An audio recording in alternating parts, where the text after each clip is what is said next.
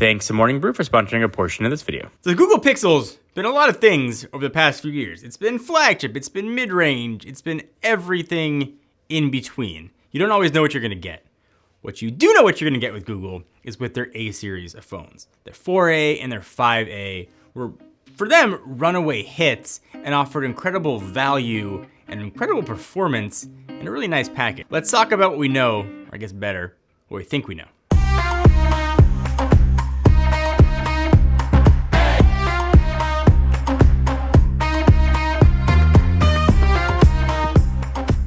Pixel 7 and 7 Pro will bring that same visor design along the back with a multi-camera setup. We don't have any concrete rumors on lenses or sensors that are going to be used, but we should probably get the same lineup of cameras along the back, judging by how long they stuck around on previous Pixel lines. With the 7 rocking 2 cameras, one wide, ultra wide, and the Pro bringing 3, adding telephoto to the mix.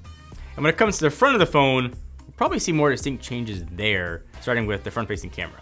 So based on actually patents filed, so it looks like Google's gonna be ditching the hole punch and bringing the camera under display. Now, we've seen under display cameras before, looking at Z Fold 3. The results are, say, mixed at best. But for a Pixel phone, which everybody knows and Google knows, cameras are their jam, I wanna give them the benefit of the doubt. They've earned that when it comes to cameras, but it's still a see it to believe it type thing for me. It hopefully, though, will be an improved version of this tech, like I said, that just is generally better than what we've seen before. Don't get me wrong, it's a cool idea. I would just like to not notice it under the display and have it truly blend into the screen. Another thing that looks interesting is this image here from Let's Go Digital. It's the fact that there's a sensor sandwiched between the 2 cameras under the display. And if you remember, it looks very reminiscent of Project Soli. And if it is, I'm stoked to have it make a return. I mentioned this before, Project Soli was really accurate and robust when it came to facial recognition, and it's better than the in-screen fingerprint scanner, in my opinion. So if universal dissatisfaction on the in-screen fingerprint reader on the Pixel 6 Pro, hopefully we see Google revise this tech, because their facial recognition on the 4 Pro I thought was awesome. And maybe we'll have in-screen fingerprint reader back here as well and have redundant ways to unlock your phone, which is awesome. So before I get to more sort of Pixel coverage, I want to just share a little bit about my habits, get a little bit personal. A big portion of my day is spent just like mouth agape doing this. Just doom scrolling through social media, reading articles on what's going on in the world, articles on sports, and everything in between. That, though, no longer has to be the case thanks to Morning Brew. It is now a daily newsletter that gives you all the news you can want in one easy to read, easy to digestible format. It's completely free, whether you're into tech, business, or finance, whatever you want to learn about, Morning Brew has you covered. So today's Morning Brew, like for example, covered the rise and fall of interest rates over the years from 1955 until now, and it was all done in a really quick and easily digestible paragraph. So now it makes me a more educated, interesting person. It's brought all my news into one easy to digest place, and it is completely free. If you want to check out Morning Brew, we'll put a link down below, or just go here to sign up. All right, so now that we talked about the high-end Pixel 7, let's talk a bit more about the mid-range with the 6A. The 6A will supposedly have, predictably, a lot in common with the Pixel 6. Have the same flat display, thank you for no curved edges, and camera design, but it'll be in just a smaller footprint. All right, so spec-wise, look like we're not gonna be sacrificing too much. So 6.2-inch punch hole display, OLED should be awesome, and have 120 hertz refresh rate. If there's any rumor that I could see changing, it would be that, and probably dropping down to 90 hertz. But right now it stands, 120 hertz is being tested, at least on the 6A. Powering it, they're going the same approach that Apple's done with their SE phone and giving it a flagship processor. It should be the same Tensor chipset that we see in the 6 and 6 Pro, which is awesome. Where things start to get like conflicty is when it comes to RAM. Some reports are saying 6 gigs, some are saying 8. Certainly I'm hoping for the latter, but my assumption is to get that price down, we're probably looking at a 6 gig RAM phone, which is fine, but I think 8 sort of gives the phone more longevity. Storage size, really nice 120 gigabytes of storage, no expandable storage.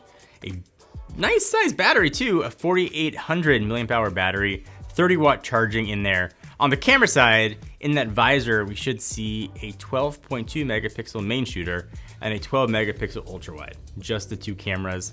On the front, 8 megapixel selfie, software-wise, Android 12.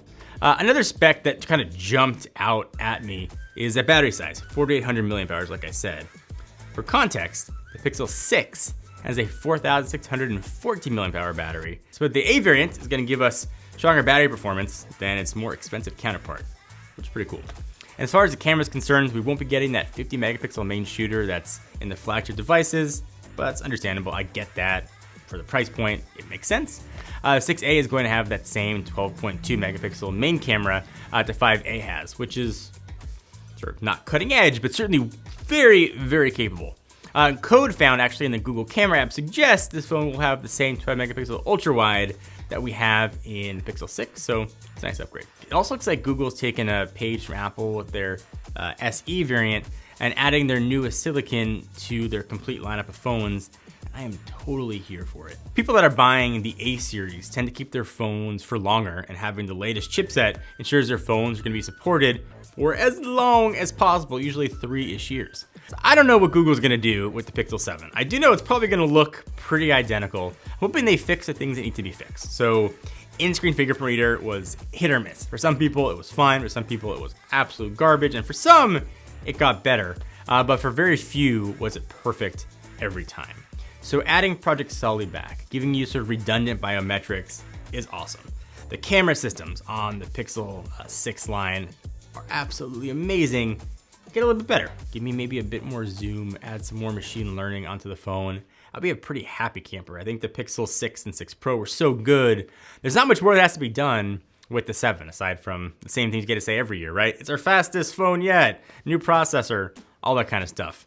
I love it. I am here for it. I hope they keep the price of the 6A at that 350 to 400 mark, even if it sacrifices 120 hertz, and they're going to sell a lot of these phones. And it does appear that Google is back on track. It does now seem like people know what they're gonna get with the Pixel line. With the A line, you're gonna get the latest processor, which is awesome, with some maybe outdated cameras and less RAM than the flagship. With the flagship, you're going to get the most amazing camera experience that you can have on a phone. You're gonna get the best software experience you can have on Android, and you're going to get incredible support from the company that makes the software. All of that is awesome, and people now know what to expect from Google, and that seems pretty cool to me. So that's what we at least think we know about the Pixel 6a, 7, and 7 Pro.